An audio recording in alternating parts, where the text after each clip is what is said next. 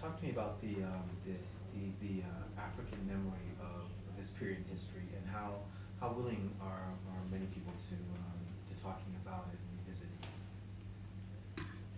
revisiting it? Africans remember enslavement so well. The research I've done shows that I've been involved in looking at Ghana in particular from 1990. I've been to about all the 10 regions of the country, conducting interviews with chiefs, elders, state historians, old men and women, anybody who can remember something about enslavement. And it's amazing the kind of information and material I have got about it. Many of them regard enslavement as a very sensitive issue. And what I've done is that in my research, I've tried to identify with the people. And I've used some of my students in the Department of History. And I've always warned my students that I would want students who come from the area to undertake this research. I don't want somebody who is spending holidays in the area, because a lot of people regard it as so sensitive that if they don't know you, they wouldn't disclose some vital information to you. So the memory is still real, and people are very reluctant to talk about it because it brings up some kind of unpleasant memories sometimes. And I think another reason why is because there were two aspects to enslavement in Ghana and in most Africa. There was what I'll call an internal aspect, or what people call an indigenous aspect of enslavement. And then there was an external aspect, that is enslavement between Africa and the outside world, either with the Mediterranean or Red Sea, Indian Ocean world, or with the Atlantic world. And because of this, we still have some memories about both enslavement, especially the indigenous one, because where do you draw the line?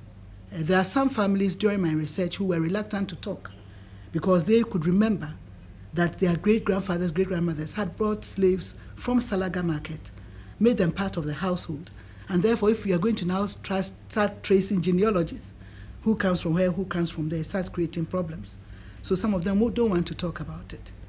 Is there a memory of lost people who have disappeared, who are part of families, and is there a clear sense of where those people might be? A few of them, but it wasn't very. Speak to me from that and them, but let me know who we're talking about when you answer. A few of the people I talked to. A few of the people I talked to in the course of my research could remember that there was a loss of people, loss of population. Those in the northern part of Ghana, for example, claim that there are still parts in Ghana right now which are desolated because of enslavement. And they could recall raids and wars, kidnapping, and so on. And a friend was telling me that in a certain part of the northern country, a place called Sandema, every year when they have a festival, they bring out certain artifacts connected with enslavement. And they've ritualized it to the extent that nobody will tell you about it until the festival is on. And then you find them bringing chains and bangles and so on, and virtually worshipping them in memory of what they went through during enslavement. And that was an area where there was a lot of slave raiding going on, slave kidnapping during the period of enslavement. And then on the coastal parts of the country, there were a few cases of depopulation. And there was one case in which an ethnic song in Ghana. Okay, Professor Perbi, talk to me about, looking back in time, how did the trade operate? How were people captured, and what happened to them once they were captured? The picture of the past enslavement in Ghana or Africa is one in which you find different means of acquiring slaves. I can identify about 5 major means of acquisition. The first was through warfare, and that was really a major means of acquisition. Now, I don't think we want to enter into that debate whether the wars were fought because of enslavement or enslavement was incidental to the wars, because there is still a disagreement. But what I have found in my own research as I talk to chiefs, elders, and so on, is that enslavement was incidental to the wars which were fought in Ghana. In other words, the wars were not expressly fought because they wanted to catch slaves. But there were several reasons for warfare: expansion, conquest, retaliation, aggression, and so on. And if you look through the history of the world from ancient times, you find that it was a practice that whenever you engage in a war and you became victorious, you take away prisoners of war. And inevitably, these prisoners of war became enslaved as a result. So it became an ancient practice which was carried on through the modern period. And so if you look at Ghana history and African history, from about the 15th century to the 19th, early 19th century, you find warfare as one major means of enslavement. And it's very striking, especially when we come to Atlantic enslavement, because although warfare was a source of enslavement for both internal and external, you find that the external demand was so high that warfare played a very major role in it. And if you read some of the travelers' accounts and traders' memoirs, you find them mentioning sometimes that in the early 1700s, for example, there was a gentleman called Barbot, a French trader, and he said he had combed the whole of the coastline in Ghana and found only 8 slaves from east to west. But 2-3 weeks earlier, because there was warfare, somebody had gotten about 200 to 300 slaves. And you find them expressing these things in their memoirs as you read. And they seem to be sad that there is no war. So it created a very major means of providing slaves. So the first was warfare. The second major means was what I'll call direct purchase. There were several markets scattered throughout the continent and different parts of the country where people could go to and buy slaves. Now, I've realized as I've researched about the slave markets that people did not go, the markets were not solely for slaves, but there were other items also being traded in. But as you enter the market, you find places for foodstuffs, places for household wear, etc. And then you find perhaps a section of the market also devoted for a trade in human beings. And I've been amazed in the course of my research to find that I've discovered at least about 35 of such slave markets in Ghana alone. And every region in Ghana had at least 2 or 3 slave markets. And what is significant about this is that with respect to the indigenous enslavement, the ordinary person could go to any of the markets and buy a slave or two for personal use. And so the markets were the commonest source of acquiring slaves so far as the indigenous system was concerned. It also helped the external system, but warfare was the major source for the external system. And the markets was the commonest source for the ordinary person who could go to the market, depending on your demand and your personal requirement, to buy 1 or 2 or whatever number of slaves you wanted to buy. So that was the market source. And then the third source was through what I'll call raids and kidnapping. We find that different states in Ghana, the kings and chiefs would go to their neighbors and raid or kidnap people and enslave them. There was one particular state in Ghana called Akwamu, which was noted for this. In the 18th century, 2 of their chiefs organized bands just to raid and kidnap for the Atlantic enslavement. And there were reports that different parts of the coast in Ghana were also involved in raiding and kidnapping. And then the northern part of Ghana was also noted for a lot of slave raiding and kidnapping during the period of enslavement. So that was the third source. The fourth is what I'll call tribute. Tribute was when a state defeated another state and asked the defeated state to pay tribute. And in the past, normally you would look at what the state produced. For example, if it was a gold-producing area, you would ask the state to provide maybe so many ounces of gold a year as tribute. Or if they produced yams or any kind of foodstuffs, you would tell them to produce a certain quantity a year. And during the period of enslavement, especially when the Atlantic enslavement was introduced, the picture you get is that instead of asking only for foodstuffs, some of the kings and chiefs would also ask for human beings as part of their tribute. And especially Asante was noted for this. And Asante, for example, would ask Salaga for about 1,000 slaves every year, would ask some people from the coastal parts, Fante, Ga, to provide maybe another 500 or 300 slaves every year. So tribute was another means of enslavement. And the last means, I talked about 5 means, the last is what I'll call minor sources of enslavement. For example, if somebody owed a debt, he couldn't pay, he could be enslaved, or somebody was convicted of a crime, he could be enslaved, or sometimes through deception, people could be enslaved through deception. But these were very, very small instances of enslavement. Describe for me, give me a portrait of the kinds of people who were either captured or paid in tribute, or even found themselves victims of raids, who found themselves enslaved and were then a part of the mass of people who traveled across the ocean to the Americas. Yes. The kind of people who were enslaved was a broad spectrum, because normally if it was war or raids or kidnapping, they would move into a town or a village and conquer and take all the people. And when you read the documents, you find statements like they've dragged all the men, women, boys, and girls away.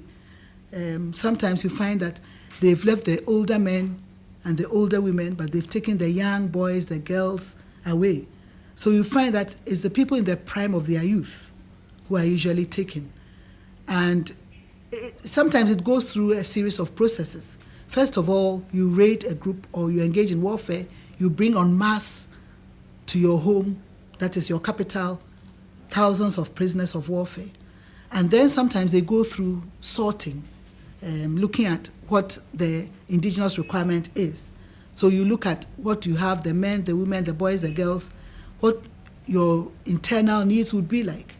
And then you decide that, well, for example, if you've got about 100 slaves and you have about 50 men, 50 women, or 25 men, 25 boys, 25 girls, 25, you'll decide that maybe I'll leave 20, 24 in the state and send the rest away.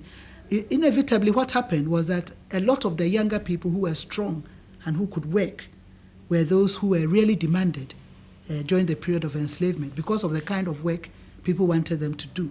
So your needs determined the kind of people you would take. So you find a broad spectrum of people, young boys, girls, women, and men.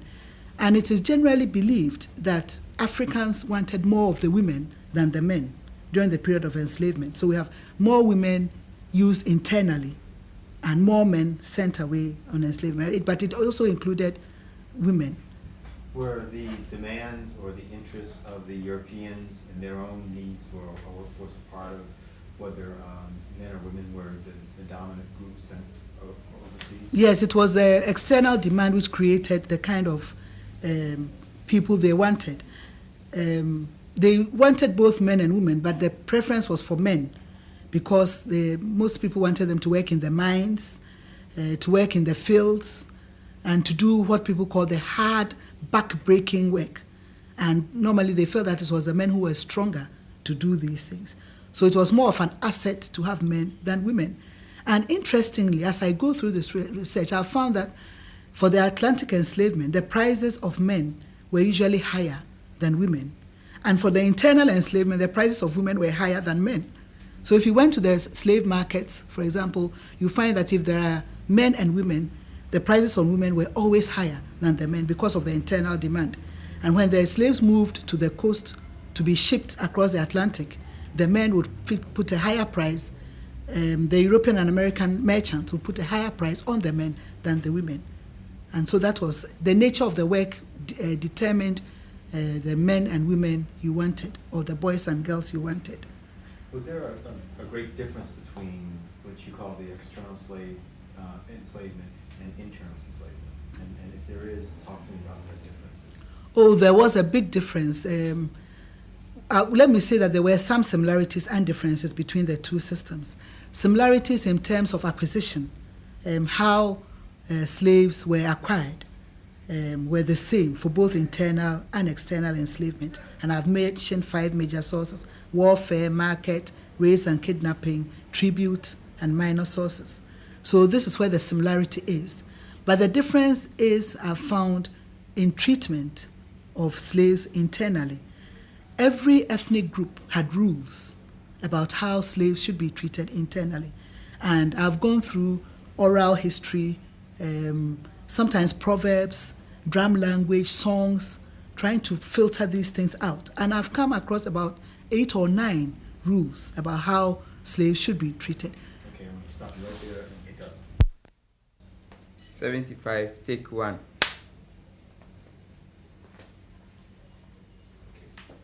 Okay. We were talking about the, you were giving profile of the people who were enslaved and coming over. Talk to me about some of the skills that the kinds of skills, the skills, religion, things like that gives me an idea of what they were, what kinds of things they brought with them, those who went on the external trade, were part of the external trade. Well, because enslavement covered the whole spectrum of people, there were some who were farmers, who knew how to till the land. There were some who were artisans, craftsmen, iron workers, goldsmiths, could work in gold. There were some who could weave baskets. There were some who could make pots. And there were some too who were fishermen, who were on the coast fishing. There were some who were hunters, who could hunt. And there were some who were traders, who knew how to trade. So you had this broad spectrum of people being sent away on the Atlantic enslavement. And right now, people are still lamenting about the fact that Africa's development has lagged behind, partly because those who were biologically strong and economically productive were those who were sent on enslavement. So industry, trade, agriculture dwindled or came to a standstill in Ghana and Africa, while these skills were being transferred outside to help those outside. 75, take 2. Professor Perbi, we were talking before, you talked about how the trade, especially the external trade, we were getting to a bit in the last answer, affected the economic and social development of Africa. But you also talked about how it had very, very specific ways that it affected things like families and relationships, and it created a whole era of fear and suspicion around the Atlantic trade. Talk about that and what the impact of the trade on Africa, especially this part of Africa. Yes, there were several effects of the Atlantic enslavement on Africa, and especially in Ghana. One of the glaring effects was that of depopulation in several parts of the country. Because there was increased warfare, increased raiding, increased kidnapping, we have different parts of the country being depopulated and desolated because of this. And then because of the increased raids and kidnapping, there was also a lot of insecurity and fear during the period of Atlantic enslavement, because you wouldn't know what would happen when you go to bed in the night, or what would happen if you are going on your way to trade, because there were people who were kidnapping both during the day and in the night. Some would lay ambush just because of the Atlantic demand. And the Atlantic enslavement also affected family ties and social relationships, because people could be enslaved through deception, and that was not a pleasant idea at all. I read in the Danish records of a case in which a man from Akwamu went to the Danish fort at Osu and wanted to buy some goods. And after looking at all the goods in the warehouse, he indicated that the Danish people had so many beautiful goods, but he did not have money to pay for these goods. And then he decided somehow that he was going to exchange his wife in return for these goods. So he made an arrangement with the servants in the castle and told them that he was going to do this. About an hour or two later, he came with the wife, and they went through the warehouse selecting the goods. And you know how women are so excited about buying things. She bought all kinds of things, not knowing that she was going to be exchanged for the goods. So when they finished taking the goods, there was a scuffle between the Akwamu man and the servants. It was an arranged scuffle. And then they chained this woman and took her away. And there were several cases of this kind of deception. So if my husband could do that to me, then I couldn't even trust my husband, because I wouldn't know what would happen next. And there were cases where, during court cases, where previously in the indigenous enslavement, somebody would be asked to pay a fine for an offense committed. Because of Atlantic demand, instead of a fine, the person would be sold into slavery. So it affected justice, even the administration of justice. And there were some cases where kings and chiefs could even enslave their brothers because instead of asking the person to pay a fine, he would send him to enslavement. There was this case in Comenda where the king enslaved both the brother, the wife, and the children because the brother had committed an offense. And previously he would have been asked to pay a fine, but he enslaved him through the Atlantic means because of this. So there was a lot of suspicion, a lot of insecurity, and a lot of fear during the period of enslavement because you wouldn't know what would happen next. So it wasn't a pleasant time at all. It also affected industry, agriculture, because most of the people who would be stronger to work were taken out to go and work for other people in other lands. So we find that agriculture declines, and then it also affects industry because the gold mining industry is affected, salt making is affected, iron working, a lot of industry grinds to a halt because of Atlantic enslavement. And this was not a pleasant experience at all for Africa. Stop for a second. Okay. 75, take 3. Okay, tell me the story again about the man who goes with his wife to buy goods. There was this story which happened around the 17th, early 18th century in Accra, where there was a man from Akwemu who went to the castle at Osu, the Danish castle, and wanted to buy some goods. And he looked through the warehouse and told the Danish governor, "Oh, you have so many beautiful goods, but I don't have money to pay for them." And then something went through his mind. He decided that he would exchange his wife for the goods. So he agreed with the castle servants that he would bring his wife and exchange the wife for the goods. So in about an hour or two, he came back, went around with the wife, picking all the goods in the warehouse. And you know how women are so excited about shopping and buying. This woman picked all kinds of goods.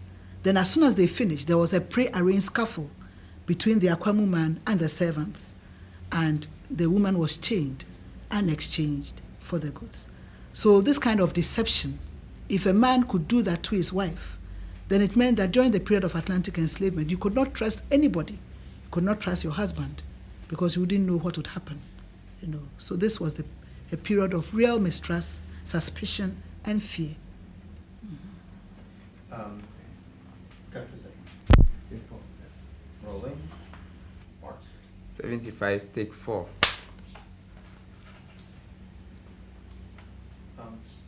Talk to me about guns and gunpowder, and how that became a major element within the trade, and how it began to transform the nature of the trade in this part, and also the landscape and power relationships in this area as well. Guns and gunpowder played a very important role in Atlantic enslavement, especially from 1650 onwards. And this is where you find the impact, because if you look at what was happening during the Atlantic trade, 15th, 16th century, you wouldn't find so many people being enslaved. The numbers were few, and the warfare was not so rampant or insistent. Then in 1650, guns and gunpowder are introduced into Africa and Ghana, and you find suddenly increased warfare, state expansion, strengthening, retaliation, and definitely the more power you had, the stronger you were able to prey on the weaker people. So we find that some states, the states which were able to buy more guns and gunpowder, expanded, were stronger, preyed on the weaker ones, and the states which were not so wealthy to buy the guns and gunpowder became the victims. So we have states, for example, like Asante, Akwemu, Dahomey, growing stronger and stronger during the period of Atlantic enslavement. And then we have some states in the northern part of Ghana, especially the states which were regarded as what the sociologists called acephalous, who didn't have centralized states, the Dagati, the Grushis, the Lobis, Kusasis, being preyed upon because they didn't have the weapons. So guns and gunpowder was a very important phenomenon during the period of Atlantic enslavement. The more guns and gunpowder you had, the stronger your base, and you could launch any attack because you were more powerful. because at that point, those in some states in the northern part of Ghana were using bows and arrows. So if I had a gun, it would work faster and achieve much more than the person who had bows and arrows. So the people in the north were real victims during this period of Atlantic enslavement. We have a few testimonies of actual capture and in Africa, and one of them is Ekweano's story. He tells the story of kidnapping. How would a kidnapping like that work? I know he gives us an example, but how is it similar to what you found in terms of that type of capture? Kidnapping could have been of various forms. It could be during the day, it could be in the night. And sometimes you'd be going out to trade, for example, and there will be people who had laid ambush solely to kidnap. So you could be caught while you are on your way to trade, or you are on your way to the farm, and you find that somebody has laid ambush, he catches you and runs away with you. In the night, it was even worse. So you find some of the records indicating that people would want to stay in the house in the night, were afraid to go out, because if they could do that during the day, it was even worse in the night time. So talk to me about the impact of kidnapping, how it began to change people's lifestyles. Because of the Atlantic demand for slaves, there was a lot of kidnapping also going on in Africa, especially in Ghana. And kidnapping could be any time of the day. It could be daytime, it could be in the night. You could be on your way to trade or to farm, and you could be kidnapped, because some people would lay ambush to kidnap. And because of that, there were times when many people were afraid to go out in the night, because it was worse during the night. You wouldn't know who was laying ambush to kidnap you. So as you read some of these documents, you find a lot of fear expressed in people's lives during the period of Atlantic enslavement. And you find comments like, nobody dares go out during the night in this part of the coast because of fear that they may be kidnapped into slavery. And kidnapping went on in almost every part of Ghana, especially in the coast and in the northern part. 3 years ago, during my research, I was talking to somebody in one of the archives in Brongahafu called Sunyane, and I was talking to him about my research and what I was doing. And then I mentioned kidnapping and so on. And then he said, my grandmother was kidnapped into enslavement. And I was surprised, and I said, tell me more. And he said, my grandmother said she remembers very well that they were in a rice field in the northern part of the country, and they were working on the rice farms when Samori's men came and kidnapped them. Now, Samori Turi was one of these people who tried to build a large African state in the northern part of Ghana and parts of what is today Burkina Faso. And by doing that, he also got involved in a lot of slave raiding and slave kidnapping. And he said she remembers very well Samori's men kidnapping a number of them when they were busy on the farm and bringing them to Ghana. And it happened that somebody took the grandmother into the household, married her, and so these people are now part of a family in the Brongahafu region. So it happened both internally and externally, but it increased because of the external demand. And you find that effect as you go through the documents. And if you look at from the 16th to the 19th century, especially 17th, 18th, when the trade is at its peak, you find a lot of kidnapping going on because of the Atlantic demand.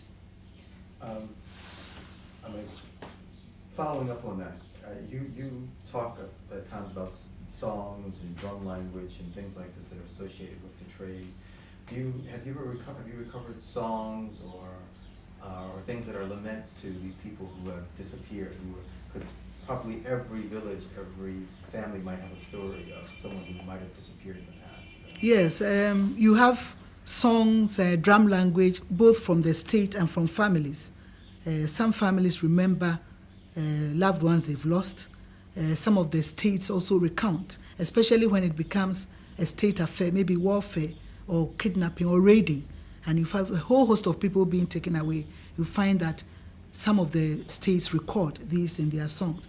There's one song among the Ga in Accra where they mention that in the 17th century they've lost everybody, and it's a long song, and then they mention the different families. And then they mention the family and say, where are your boys and girls, men and women? They've snatched them all away. They mention another family and they say, where are all your men and women? They've snatched them all away. So those songs are also there. Then you find some of the drum languages mentioning this. In fact, some of them not only mention the loss of people, but they also show where they come from. For example, in Asante, there's one drum language which says, Oto misrem, nananso to misrem empensa, which says that he bought me from the north. Nana, or the chief, bought me from the north for 3,000 kola nuts. So it also talks about how they were acquired and sometimes how they were treated. And then we have a lot of proverbs and sayings about how slaves were treated internally. And you get this from proverbs, you get this from songs, you get this from drum language and so on, about the treatment of slaves in the internal system. 76, take 3. Let's pick up with the difference between the internal and external trade. Give me examples of similarities as well as the differences. The main similarity between the internal and external enslavement was in terms of how slaves were acquired.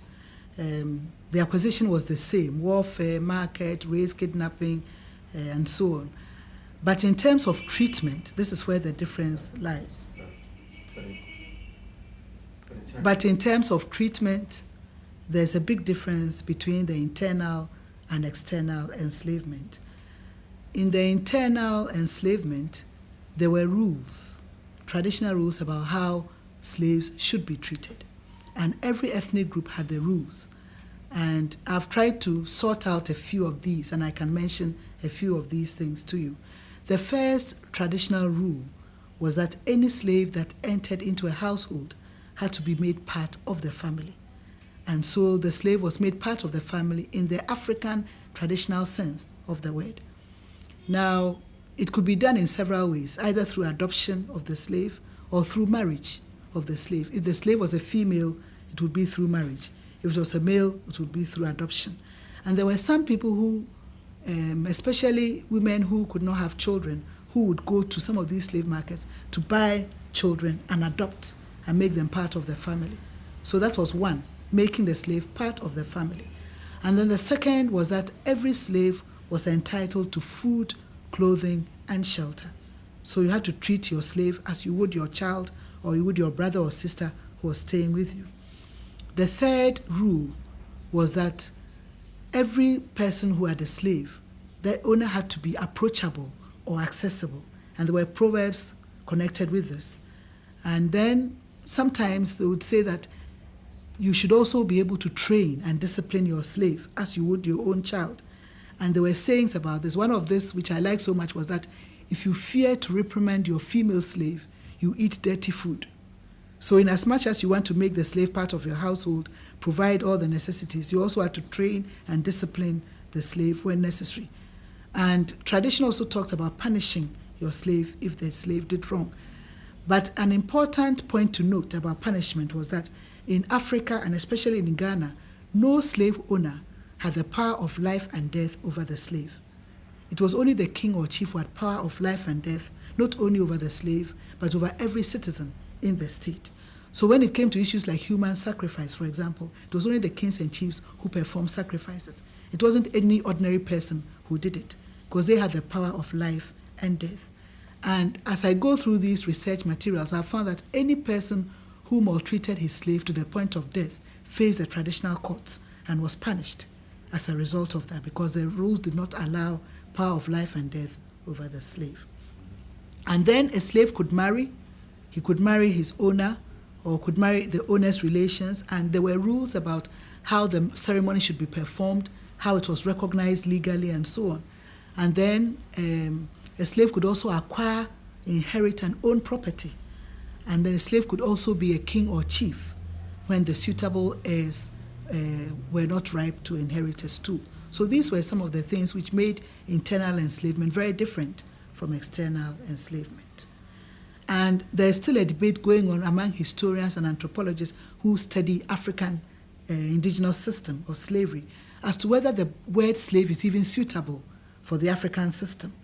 And you find people are suggesting now that if you are studying a particular African area, look at the word which is used, the indigenous word for slave, because it will bring up all the idea of treatment, how you want the slave to live with you, how you regard the slave, more better than talking about an English word which says slaves, which brings all kinds of ideas and connotations. So for the African who was captured and enslaved and then sold at the castles for a journey across sea, what are their expectations that they will have? What they will exist in a world that they know, an enslavement that they know? And talk to me about that. Yes, I think those slaves who were sent to the castles to be shipped across the Atlantic would have a faint idea of what will be happening across the sea. From what we know in our internal system, they'll think that they're going to be treated the same way. They're going to be made part of the family. They could inherit and acquire property. They could marry and so on. And I'm sure many of them got a shock when they went out. And the journey began, if you look at what happened in the castles, which was purely an European administration, you find that that is where perhaps some of the slaves will get their first cultural shock, because they'll realize that right in the castle is a different administration from what happens outside the castle in the African internal state system. And I've realized also that if many of those who went out, that is across the Atlantic, were able to come back to tell their story, perhaps the reaction of the chiefs and people to enslavement would have been different, because hardly anybody came back to tell the story. Some who came back came during the period of abolition, when there was a lot of hue and cry already about stopping the slave trade. So those who came back to tell the story came at a time when a lot of harm had already been done. But when the harm was being done, if the kings and chiefs knew that the treatment was different, perhaps the attitude would have also been very different. I read a portion, an interview between one of the Asante chiefs and somebody who went to Asante in 1817. And the Asante chief was called Osebunsu. And he was asking why the Atlantic enslavement had been abolished. It had been abolished by Britain in 1807. And this was 1817. And he was beginning to feel the impact, because Asante was still engaged in a lot of warfare. So the problem was, what do I do? Okay, I want to pick that up. Mark. 77, take 1. Okay, let's pick up with, we were talking about people not coming back to tell, and you were about to tell me a story, an Ashanti story. Yes. Okay. In 1817, there was this British traveler to Asante, and he spoke to the Asante Hine at that time called Osebunsu. And Osebunsu was asking why the British had abolished the Atlantic enslavement. Britain had passed a law in 1807, and this was 1817, and Asante was beginning to feel the effects of the Atlantic enslavement abolition, because Asante was still engaged in a lot of warfare, so there were still a lot of prisoners of war. And this is where you see the relationship and the effect of Atlantic enslavement, because it would have been an easy access. You know, there would be access on the coast for all these slaves to be shipped. Now Asante was torn with what to do with all these prisoners of war. And then this envoy tried to explain to the Asante Hine that we stopped because he looked at the humanitarian reasons. It was bad, it caused warfare, it did this, it did that. And the Asante chief was very surprised. He said, "Oh, did you know this all along when we were involved in this trade all these years? But we didn't think it was bad." And then he brings out what our internal system and understanding is about enslavement. So it meant that when the two people were involved in the trade, both of them had a different idea of what was happening. So for the African, he knew the internal indigenous system, and he thought it was the same system which was being followed elsewhere. So that was the first time in 1817, when the trade had been abolished 10 years ago, that the Asante Hine was even made aware of the differences between the two systems. You were saying just earlier that probably at the fort, it's the first time the African began to realize this was something different. Mm-hmm. Try to give me some specifics in terms of the kinds of things that would kind of stand out. Suppose a whole family's been captured, kidnapped, brought down from the north, traveled all the way together down to the castle. What would they encounter in the castle that would suddenly let them know that this is not going to be the same situation? They're not going to be taken into a family and become a part of a new clan. But things would be severely different. Well, if whole families are taken, for example, from the north to the coast, one of the things which will strike them is that they'll be separated. And the separation would at once tell them that something is happening, because most people who would have families would want to keep them. Because in the African sense, the more families you had, the larger the family, the better. And in terms of labor, in terms of wealth, in terms of prestige. So you wouldn't separate families, you would keep them because they were an important asset. Now you get to the fort and castle, and the first thing which is done is separation. You are not regarded as one family anymore. You are separated. Father, mother, children are all separated. And that will be the first thing. The second thing, perhaps, which will surprise some of them, would be maybe the way they are treated in terms of harshness or in terms of even food that they are given. I'm sorry, yes, sound is rolling. 77, take 2. Talking about families going down from the north, what would they encounter at the castle? Why would they know once they arrived at the castle things were going to be different? If a family is brought down from the north, for example, to the coast during the Atlantic enslavement, one of the first cultural shocks they would have will be separation.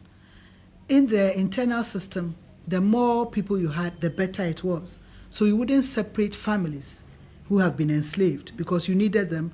You needed them for social reasons, for prestige, and so on. Now, a family gets to the castle, and one of the first shocks is that they're going to be separated. They're not going to be recognized as one family. They're going to be recognized as any other individual human being. And perhaps another second shock any family which gets to the forts and castles will experience will be in terms of how they are treated. Because in the internal system, we've mentioned how slaves were supposed to be treated in terms of food, clothing, shelter, caring for them, making them as part of your children. And they'll realize at once that there's an impersonal aspect to their treatment. Perhaps even the food they are given may not be enough. Perhaps they will not be properly clothed. Maybe the same clothes they wore on their way will be what they'll be wearing. And so they'll find that they are in a different world altogether in terms of treatment, how they are cared for, what the concern of the new owners are. And I'm sure that would have given them a sign that they are in for something very, very different. And of course, if they are shipped across the sea, we know the story already. The experience in the ship, the long journey, and what happens outside, it's another further cultural shock.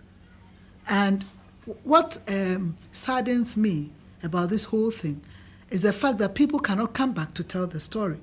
They come back when it's very late, when abolition is in the way, to tell the story that this is very, very different from what we know. I have had some kind of cultural shock myself personally.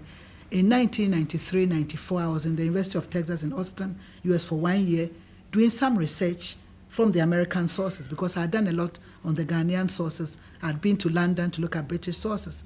And I was looking at the American sources. And from my experience in the indigenous system, I had an idea of how indigenous enslavement was like. And as I read through these American sources, sometimes I felt like closing the books because I couldn't take it any longer.